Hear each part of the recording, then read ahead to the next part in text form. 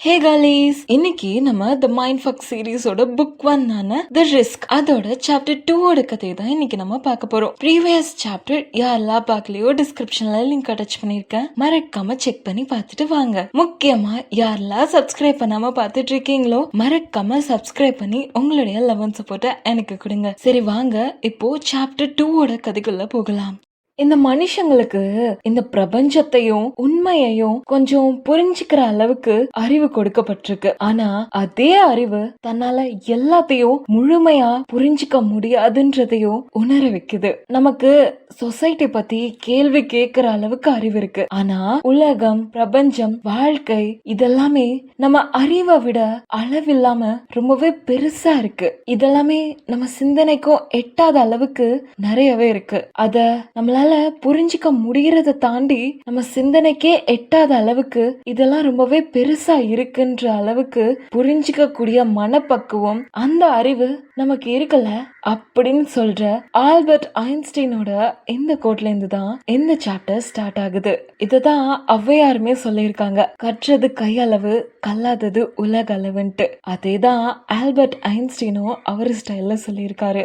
Chapter 2 Logan. நான் என்னோட கிரசண்ட சாப்பிட்டுட்டு பார்த்தாலே உடம்பெல்லாம் சிலிர்த்து நடுங்கக்கூடிய கோரமான கிரைம் சீனோட போட்டோஸை தான் பார்த்துட்டு இருக்கேன். அங்க ரத்தம் மொத்தமா பெயிண்ட் பிரஷால செவுத்துல தடவி இருக்கு. இதுக்கு முன்னாடி பார்த்த மத்த 4 கேஸ்லயும் இதே மாதிரி தான் இருந்திருக்கு. இந்த கில்லரோட ட்ராக்ல இது ஒண்ணுதான் ரொம்ப கன்சிஸ்டன்டா மாறாம இருக்கு. எப்பவுமே விக்டிமோட ரத்தத்தை வச்சு செவுத்துல ரெட் கலர்ல பெயிண்ட் பண்ணிட்டு தான் போவாங்க. என்னோட டெஸ்கோட எட்ஜ்ல வந்து உட்கார்ந்துட்டு எலிஸ் என்ன பார்த்து பேச ஆரம்பிச்சா. இந்த மாதிரி போட்டோஸ பார்த்துட்டு உன்னால எப்படி சாப்பிட முடியுது அப்படின்னு என்ன பார்த்து கேட்டா. அவ கேட்ட கேள்விய அப்படியே இக்னோர் பண்ணிட்டு திரும்ப அவளை பார்த்து பேச ஆரம்பிச்சேன். பென் ஹாரிஸ் பத்தி என்ன டீடைல்ஸ் தெரிஞ்சது அப்படின்னு ஒரு பெரும் மூச்சை இழுத்து விட்டு மெடிக்கல் எக்ஸாமினர் ஆக்சஸ் பண்ண வரைக்கும் கிட்டத்தட்ட ஒரு 3 நாளாவது நல்லா டார்ச்சர் பண்ணிருப்பான் போல. மத்த விக்டிம்ஸ் மாதிரியே தான் இவனோட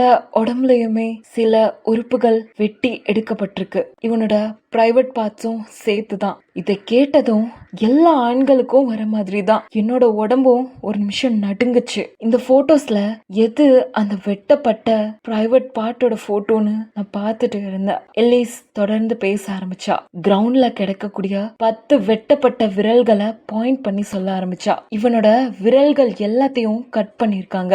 நெஞ்சு பகுதியையும் கொஞ்சம் கொஞ்சமா பீஸா வெட்டி எடுத்திருக்காங்க.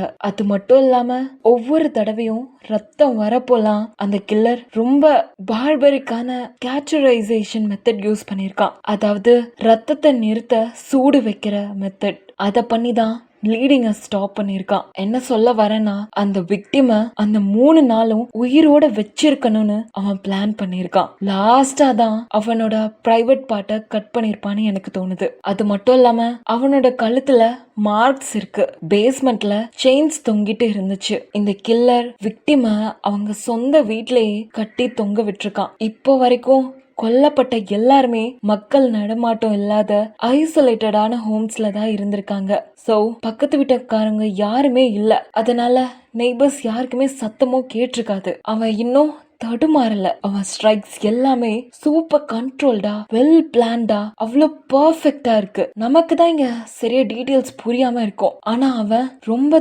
தெளிவா பண்ணிட்டு இருக்கான் எல்லாத்தையுமே. இப்படி நாங்க 2 பேரும் பேசிட்டு இருக்க அந்த நேரம் கிரயாக் அந்த இடத்துக்கு வந்தான். எல்லாருடைய பிரைவேட் பார்ட்டையும் செதைச்சு இருக்கிறத பார்த்தா கில்லர் கண்டிப்பா ஒரு லேடியா தான் இருக்கணும். ஒரு பொண்ணாலதான் ஆம்பளைங்களோட உறுப்பை இப்படி கட் பண்ணி செதைக்க துணிச்சல் வரும். எந்த ஒரு பையனா இந்த ஒரு விஷயத்த பண்ணவே முடியாது அப்படின்னு கிரயாக் சொல்லி முடிக்க, அப்படிலாம் ஒண்ணும் இல்ல அப்படின்ற மாதிரி எலிஸ் விளக்கம் கொடுக்க ஆரம்பிச்சா. ஸ்டாட்டிஸ்டிக்கலி ஃபீமேல் சீரியல் கில்லர்ஸ் இவ்ளோ டார்ச்சர் எல்லாம் பண்ண மாட்டாங்க. அவங்க ஃபாஸ்டா முடிச்சுட்டு போயிடுவாங்க. சோ அவங்கள ட்ராக் பண்றதும் ரொம்பவே கஷ்டமா இருக்கும். இப்படி நாங்க 3 பேரும் பேசிட்டு இருக்கிறப்போ இந்த கான்வர்சேஷன்ல ஆலனும் ஜாயின் ஆகி பேச ஆரம்பிச்சான். எனக்கு என்ன தோணுதுன்னா, கண்டிப்பா அவன் ஆண்மை இல்லாதவனாதான் இருக்கணும்னு எனக்கு தோணுது. மோஸ்ட்லி மோஸ்ட்லி சீரியல் கில்லர்ஸ் அப்படிதான்.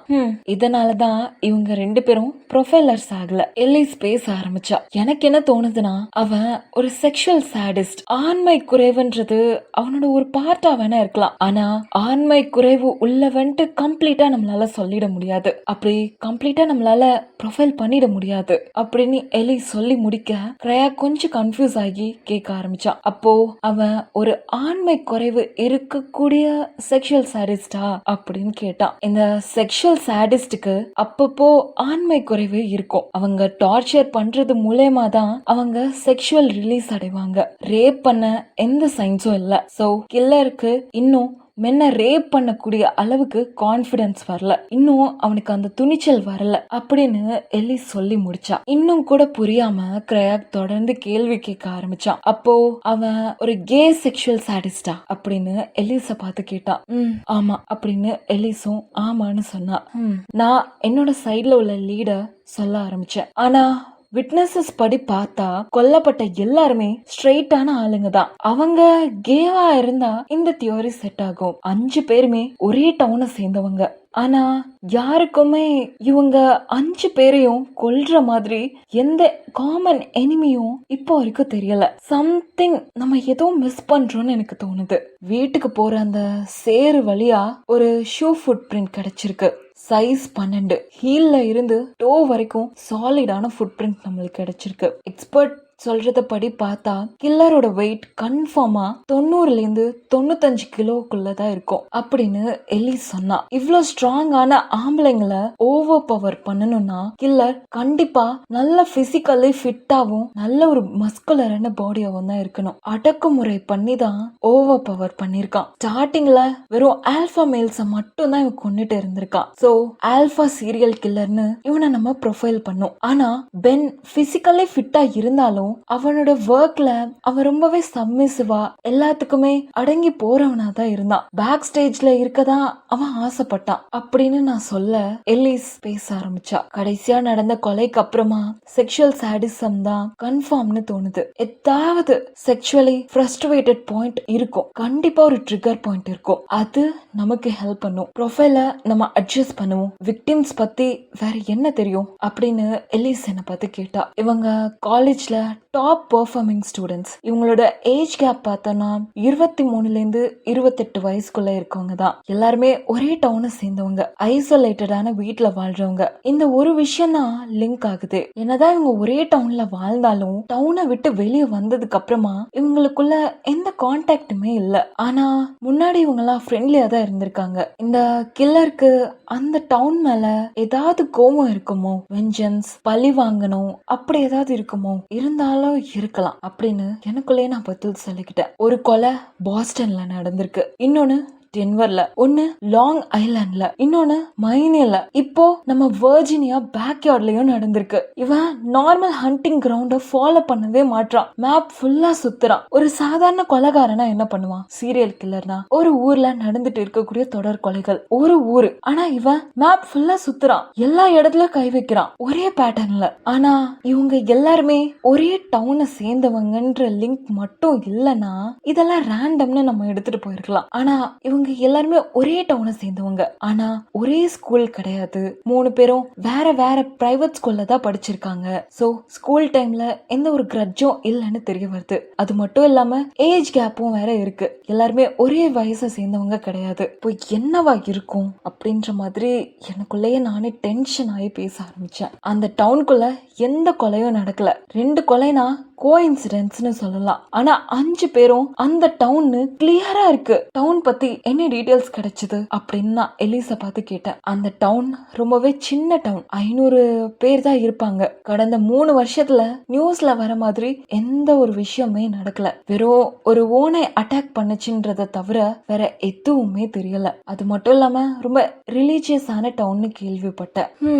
ஒரு சின்ன ரிலீஜியஸான டவுன், பிற்போக்கு உள்ள மக்கள்கள். அப்போ கேமேல்ஸ்க்கு அங்க சர்வை பண்றது ரொம்பவே கஷ்டம். நீயும் லியோனார்டோவும் அங்க போங்க. உயரம் சரியா 6 அடிக்கு மேல இருக்கக்கூடிய பிசிக்கலி ஃபிட்டா ஏஜ் கிட்டத்தட்ட 20-35 இருக்கக்கூடிய முன்னாடி இந்த கே அலிகேஷன்ஸ்லாம் வந்திருக்கும்ல அந்த மாதிரி இருக்கக்கூடிய ஆளை பத்தி விசாரிங்க. இந்த டவுன் கொஞ்சம் பிற்போக்குத்தனமா ரிலீஜியஸ் டவுன்னால வெளியெல்லாம் யாரும் சொல்லியிருக்க மாட்டான். ஆனா ஏதாவது ஒரு குளறுபடி நடந்திருக்கும், ஏதாவது அக்யூசேஷன்ஸ் இருந்திருக்கும். அந்த மாதிரி ஏதாவது நடந்திருக்கான்னு சொல்லி கிளற ஆரம்பிங்க. கொல்லப்பட்ட எல்லாருமே ஃபிட் அட்ராக்டிவா இருந்தாங்க.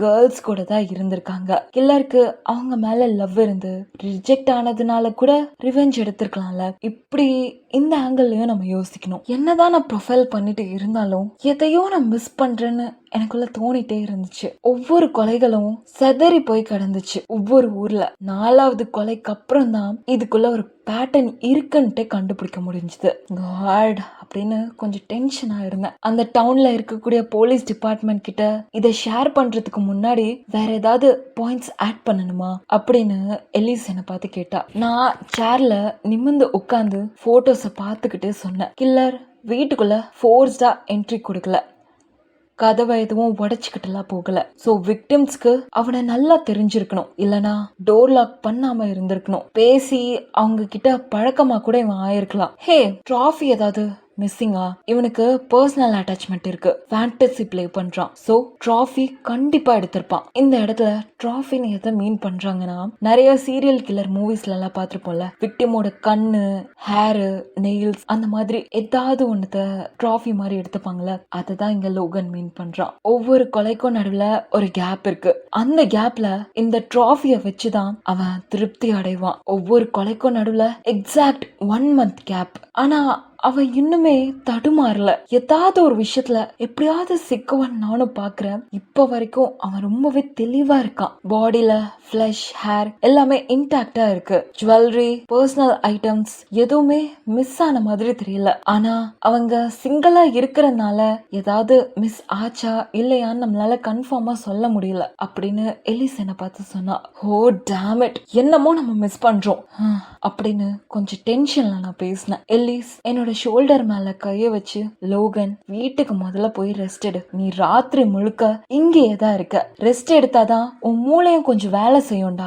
தயவு செஞ்சு போய் ரெஸ்ட் எடு முதல்ல அப்படின்னு என்ன பார்த்து சொன்னா. டவுனோட பாஸ்ட நல்லா தோண்டு, என்னமோ நடந்திருக்கு அப்படின்னு நான் சொன்னதும் அவ இன்டரப்ட் பண்ணி, இங்க பாரு, நீ போய் ரெஸ்ட் எடு. எனக்கு என் ஜாப் தெரியும், என்ன பண்ணணும்னு எனக்கு தெரியும். தூங்கலன்னு வையன், இந்த மாதிரி பைத்தியம் பிடிச்சிடும்டா உனக்கு. நான் ஃபைல பேக் பண்ணிட்டு கொஞ்சம் ஃப்ரஸ்ட்ரேட்டடா கிளம்புனேன். எலிஸும் லியோனார்டோவும் டிலானே க்ரோ டவுனுக்கு கிளம்புனாங்க. நானுமே அங்க போய் பார்த்தாதான் கரெக்டா இருக்குமோன்னு எனக்கு தோணுச்சு. நான் டோர் கிட்ட போறப்போ கிராக் போரான வாய்ஸ்ல கேட்டான் என்ன பார்த்து.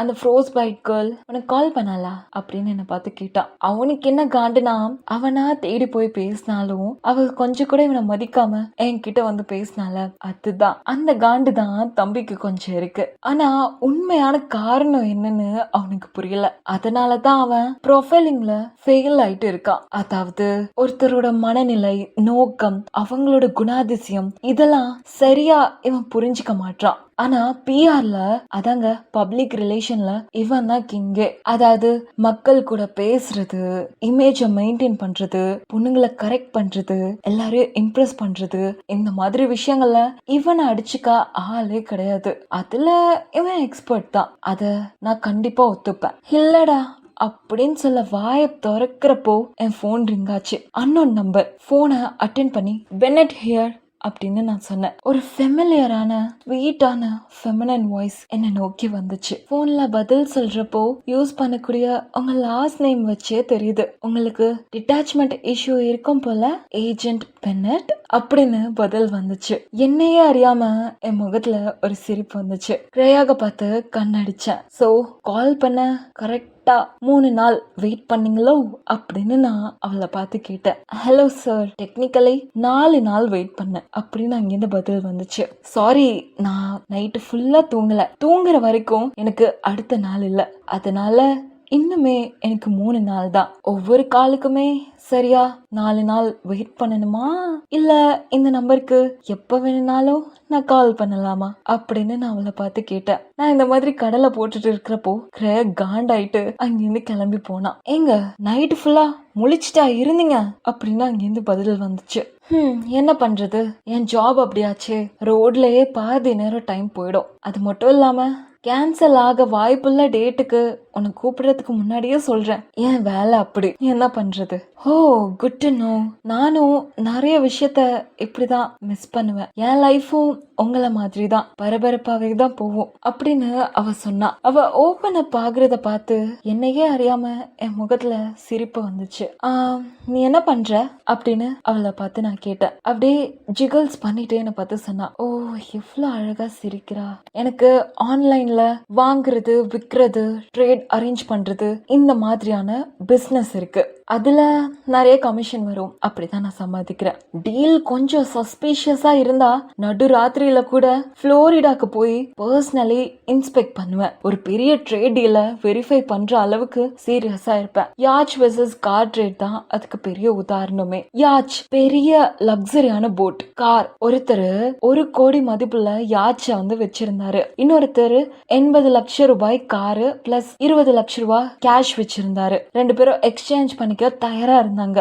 யாச் உண்மையாலே இருக்குதா, ஓனர்ஷிப் டாக்குமெண்ட்ஸ் இருக்கா, கார் கண்டிஷன் எப்படி இருக்கு, மார்க்கெட் வேல்யூ கரெக்டா இருக்கா அப்படின்ற மாதிரி எல்லாம் நான் வெரிஃபை பண்ணணும். சாதாரண சேல்ஸ்ல எந்த பெரிய இஷ்யூமே இருக்காது. ஆனா இந்த மாதிரி ட்ரேட் டீல்ஸ்ல நான் கண்டிப்பா ஒரு மிடில் மேனா இருந்து எல்லாத்தையும் வெரிஃபை பண்ணியதான் ஆகணும் அப்படின்னு அவ சொல்லி முடிச்சா.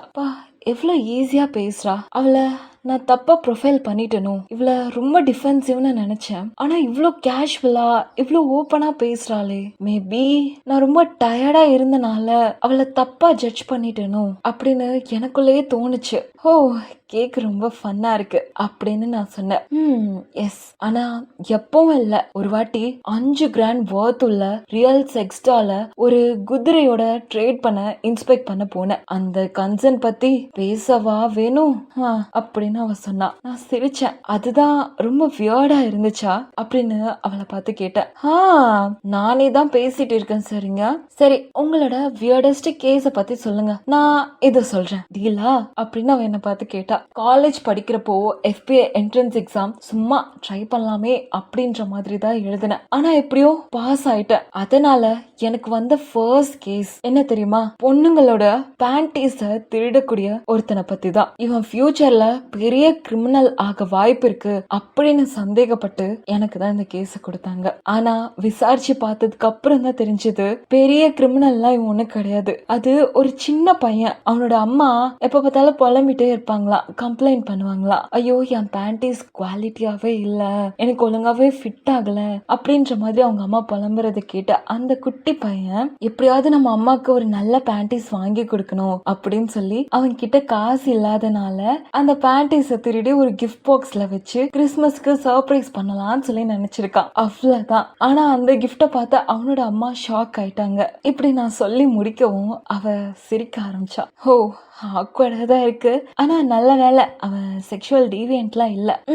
அப்புறம் சார் நீங்க ரொம்ப டயர்டா இருக்கீங்க போல, நான் அப்புறம் பேசுறேன் அப்படின்ட்டு அவ சொன்னா. ஹே இல்ல நான் இப்போ டிரைவ் தான் பண்ணிட்டு இருக்கேன், ஒரு அரை மணி நேரத்துக்கு நான் ஃப்ரீ தான், சோ என்கிட்ட நீங்க தாராளமா பேசலாம் அப்படின்னு நான் அவளை பார்த்து சொன்னேன். உனக்கு என்டர்டைன்மெண்ட் தான் வேணும் போல அப்படின்னு அவன் என்ன பார்த்து கேட்டா. என்டர்டைன்மெண்டா இன்னும் நிறைய கேட்பேன், ஆனா எனக்கு ஃப்ரீ டைம் ரொம்ப கம்மி, ஒர்க் லோட் ஃப்ரெஷ்ஷா வந்துகிட்டே இருக்கு அப்படின்னு நான் சொல்லி முடிக்கவும் கொஞ்சம் ஃபிளர்ட்டியா என்னை பார்த்து கேட்டா.